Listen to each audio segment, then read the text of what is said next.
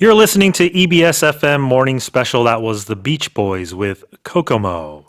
Let's go into today's World News Overview. Jason, 오늘 첫 번째 World News Overview는 인도의 나렌드라 모디 총리 이야기인데요. 지난주 미국 국빈 방문을 마쳤고 미국에서 예외적으로 큰 환대를 받은 사실이 세계 언론에 비중 있게 보도되기도 했습니다. 이게 인도와 모디 총리에게 어떤 의미가 있는지 다음 내용 읽어보시면서 살펴보겠습니다. 제이슨 부탁드립니다. Going abroad, Modi receives a gift for image building at home. His grip on the levers of national power secure. His hold on India's domestic imagination cemented. Prime Minister Narendra Modi has increasingly turned to advancing himself on a new horizon, the global stage. 그렇습니다. We talked about this in the first hour. 이 미국과 인도가 이제 국빈 방문, 인도 총리가 이제 국빈 방문을 했죠, 워싱턴에. So they talk about how in the title it says Modi is going abroad. So he's going overseas. 이제 외교 활동을 조금 늘리려고 하는 것 같은데 이렇게 표현을 했습니다. His grip on the levers of national power secure. Let's break that down here. Yeah, I like this. I actually see a double meaning in here a little bit. So it says his grip on the levers of national power secure. And when I think of the levers, I think of like not just a light switch, but there's like a big light switch that, turns on and off power when it comes to big factories and stuff like that. And you kind of have this imagination of this person that he's got his hand on the lever, so he decides when the power goes on and off in his country. So I like how it says, his grip on the levers of national power secure, because he's the one that's deciding when the power goes on and off, essentially. 그렇죠. 이제 국내에 이제 그 모디 총리의 위상을 이제 이미 secure했다, 확실하다. 이기 때문에 his grip이라는 거는 뭐 어디 이렇게 쥐다라는 얘기인데 손잡이 같은 거, lever. I know some people say pronounce this lever as well. I think the Brits might say it like that. But the grip on the lever, 이제 손잡이를 쥔 이 손아귀의 힘이죠. 이것이 이제 안전하다, 확실하다, 이제 국내 활동에서 이제 위상이 많이 올라왔다. 이렇게 참 재밌게 표현을 했네요. So, and his domestic imagination is cemented. 여기서 시멘트 됐다는 역시 같은 의미로 이제 확실해졌다, 안전해졌다. 이렇게 여러 방면으로 이제 표현을 했습니다. And then he's now turning to advancing himself on a new horizon here. And that is overseas, right? Yeah, the global stage, the world, essentially. And when he says advancing himself, it means that you're moving forward. When you advance, you're either moving forward or moving up. You're certainly usually moving in a positive direction. And he's talking about a new horizon. Well, the horizon is sort of when you look as far as you can, it's where the sky meets the ground. And when you're talking about a new horizon, then you're talking about a land far away that you haven't gone to yet. And his new horizon is not just India anymore. Now it's the rest of the world. 그렇죠. 이제 모디 총리가 이제 활동을 이제 대외적으로 많이 늘리고 있는데 이렇게 new horizon, horizon이 원래 이 지평선이라는 얘기겠죠. 그래서 이 스스로를 새로운 경지로 끌어올리는, 격상시키는 그런 행보가 이어지고 있다는 그런 내용인 것 같습니다. Advancing himself on a new horizon. 정말 시적으로 표현한 것 같은데, let's continue reading this article. With a packed diplomatic calendar that includes India's hosting of the Group of 20 summit later this year, Modi is building an image going into his re-election campaign as a leader who can win respect and investment for his vast nation. The state visit accorded to Modi in Washington, which ends Friday, is perhaps the biggest prize yet in that quest. So he's been a very busy person here. He's had a packed diplomatic calendar. Yeah, when something is packed, you don't have any more room. It's full. When you think of packing luggage for a trip, you imagine your suitcase, you're trying to close it. Now, if it's packed, it means it's completely full. There's no more room to put anything else in there. So when your diplomatic calendar is packed, it means that you don't have a day off. Every day of the calendar, you're doing something. You're fully booked. You're packed. 그렇죠. 이 모디 총리가 이제 외교 행보가 이제 정말 빡빡한 스케줄이 있다. 이렇게 packed diplomatic calendar 일정이 빡빡하다는 얘기겠죠. 그래서 앞으로도 이 이제 재선 운동을 대비해서 조금 뭐 고국 인도를 위해 for his vast nation 존경과 투자를 모두 끌어올릴 수 있는 리더다라는 이미지를 만들고 있는 것 같습니다. So his state visit, 이 국빈 방문이었죠, to Washington, it was accorded to Modi. What does that mean, to accord to someone? Yeah, it means that it was given to him or he was allowed to receive it. So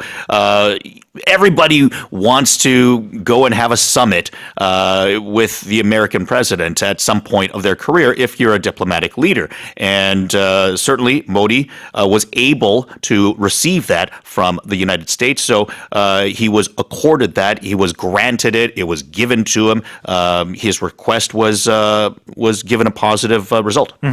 그 이제 바이든 행정부가 이제 그 모디 총리를 초청을 하면서 이런 국빈 방문을 이 state visit를 accord했다, 부여를 했다, 이렇게 쥐어졌다. 이게 뭐 아무 그런 국가 원수한테 주는 게 아니라 이제 정말 관계가 좋고 그런 국가 원수들한테 쥐어지는데 it was accorded to someone.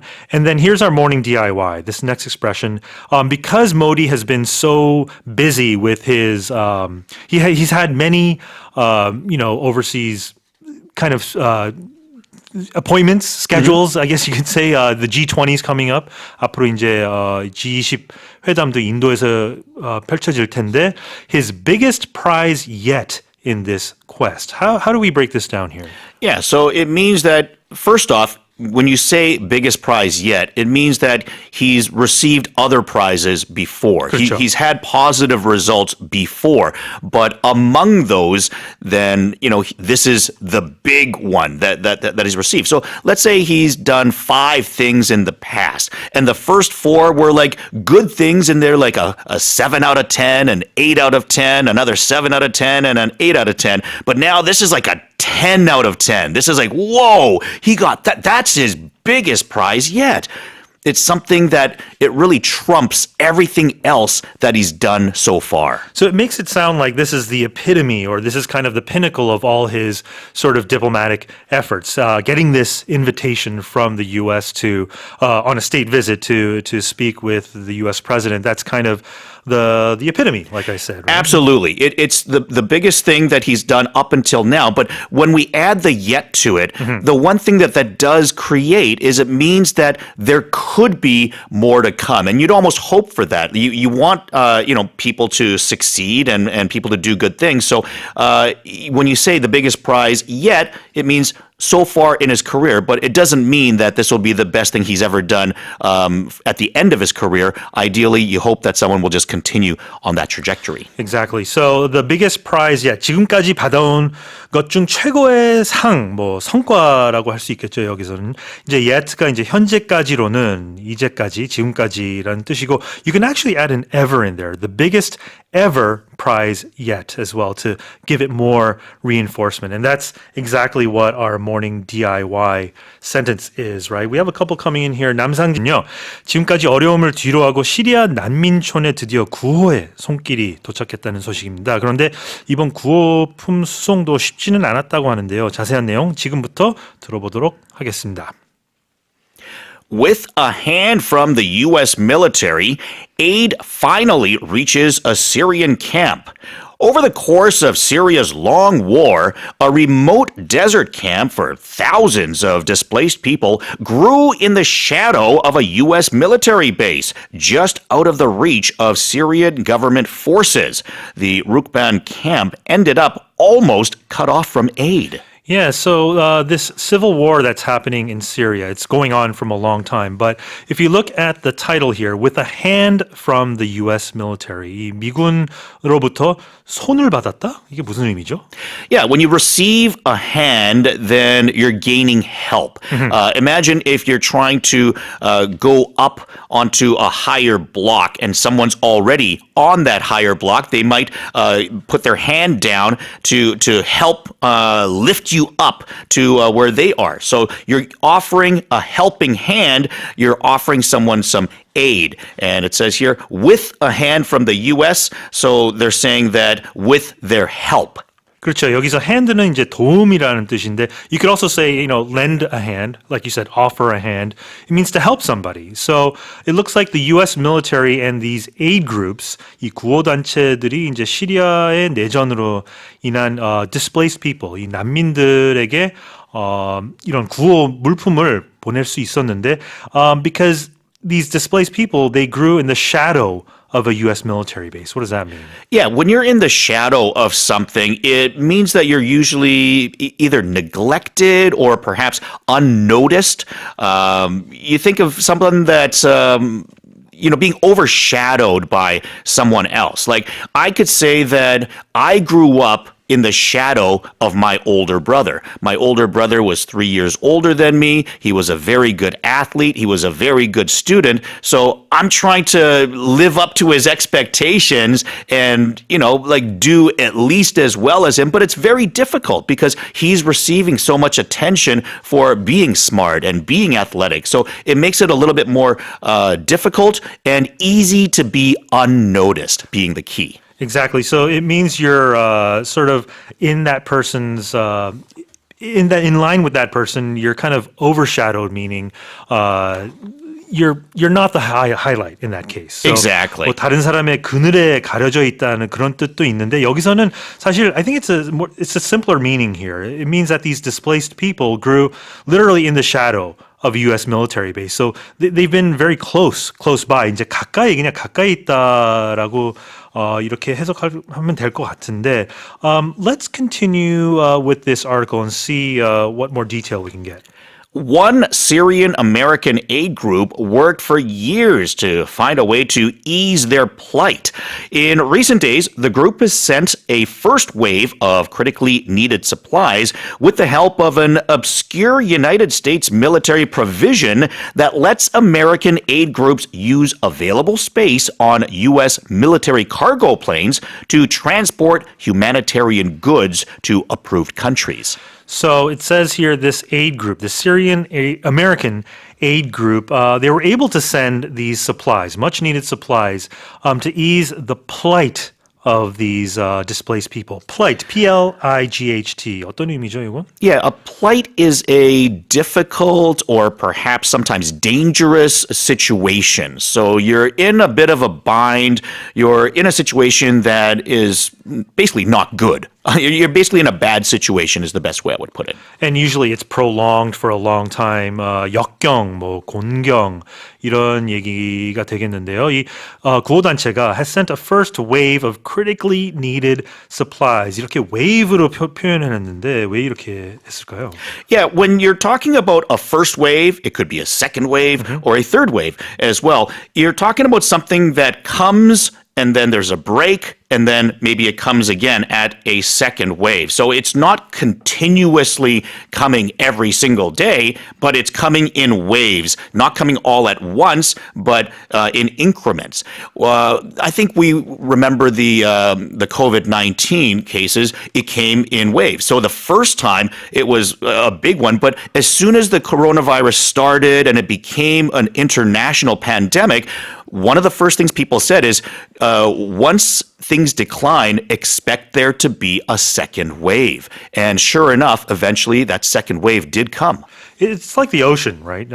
Waves come concurrently, once at a time. So here 이제 1차분을 보냈다는 앞으로도 이제 더 보내고 싶은데 이제 1차분을 보냈다는 얘기를 sent a first wave of critically needed supplies. 이 코로나에서도 선생님 얘기했던 것처럼 뭐 1차 확산이 있었고 2차 확산 뭐 이렇게 있었는데 they're not just needed supplies, they're critically needed. 정말 위태롭게 필요한 그런 것들인데 이렇게 구호 물품을 보내는데 쉽지만은 않았어요. 그렇죠? It wasn't easy to send this aid, and they had to do this by using an obscure U.S. military provision. What does that mean?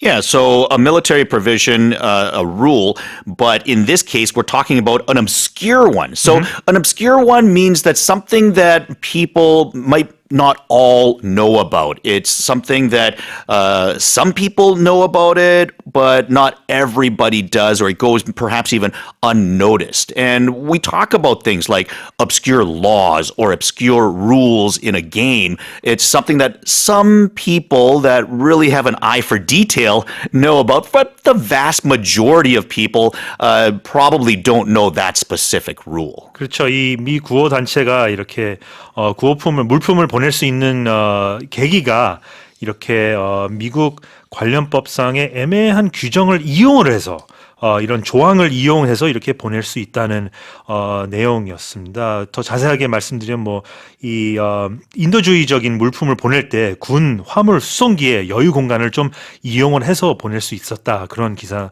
내용이었습니다. 좋습니다. 다시 한번 들어볼까요? That was Calvin Harris with Summer. You're listening to EBS FM Morning Special. 오늘 세 번째 뉴욕 타임즈 월드 뉴스 오버뷰는요. 이 중국이 우리도 모르는 새에 벌써 작년에 러시아에 무기 재료를 대량으로 보낸 적이 있다는 소식인데요. 지금부터 한번 같이 들어볼게요. Chinese firms sent large shipments of gunpowder to Russian munitions factory.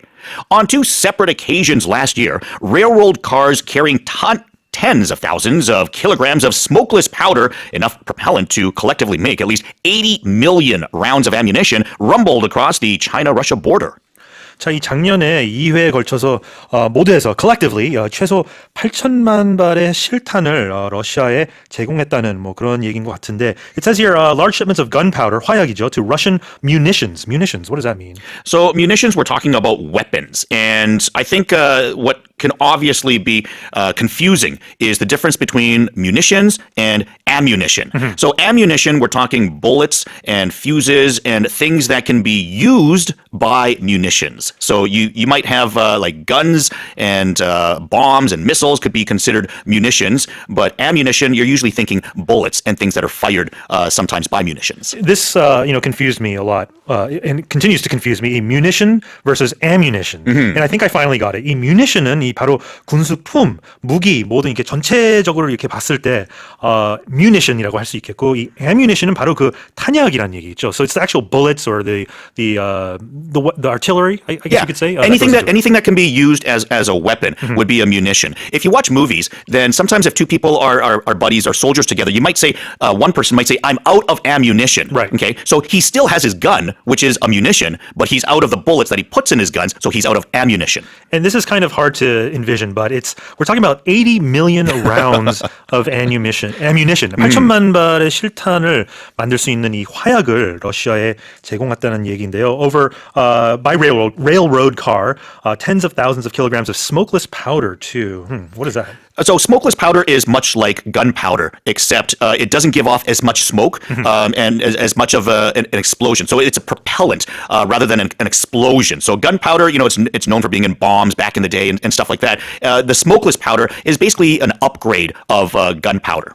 So the propellant, it's an accelerant. 이 발사 화약인데 enough to make 80 million rounds of ammunition. That's kind of hard to perceive, but these trains, they kind of describe this as they rumbled across the China-Russia border. Yeah, when something rumbles, it's seen as a noise. And when you think of a train carrying a large load, then you think of the noise that train might make going by the tracks. It's going to make a noise that's going to be very loud. What was that? Can you do that one more time?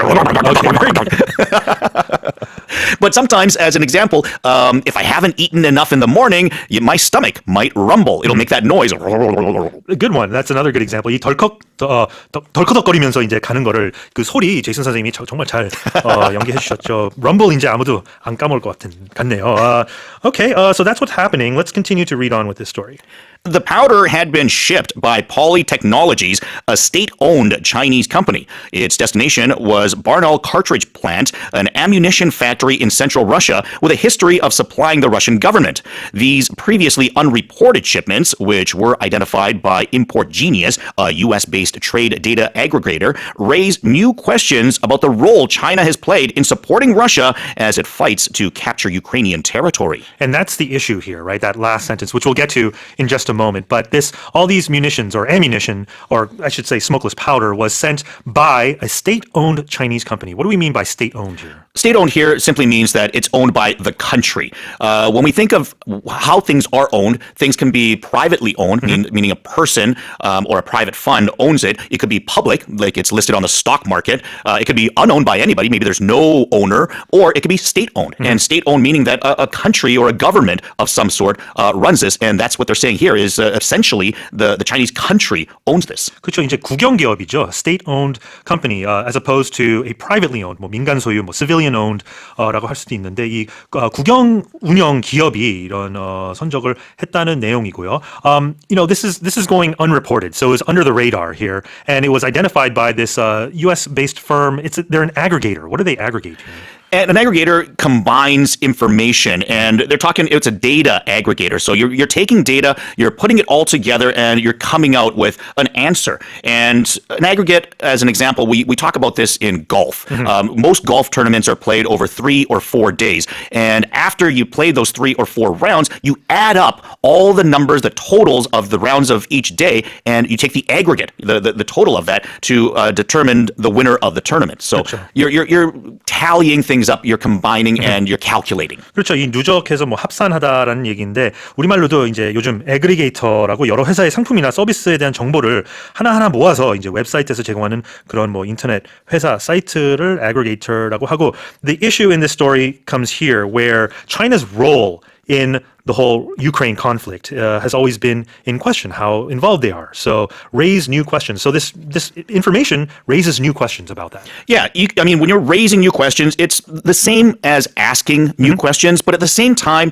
you're basically more curious now. Maybe you weren't asking these questions before, but all of a sudden you realize, well, maybe we should be asking some questions that we weren't asking before. So it's raising concerns, it's bringing to the forefront information that wasn't talked about before, but now we need to talk about these things. 그렇죠. 이 의문을 제기할 때 to raise questions, 뭐 단순하게 그냥 뭐 질문하다라는 뜻도 있겠지만 이 의문을 제기할 때는 to raise questions about something 이렇게 표현을 했네요. 자, 여기까지 본문 읽어봤고요.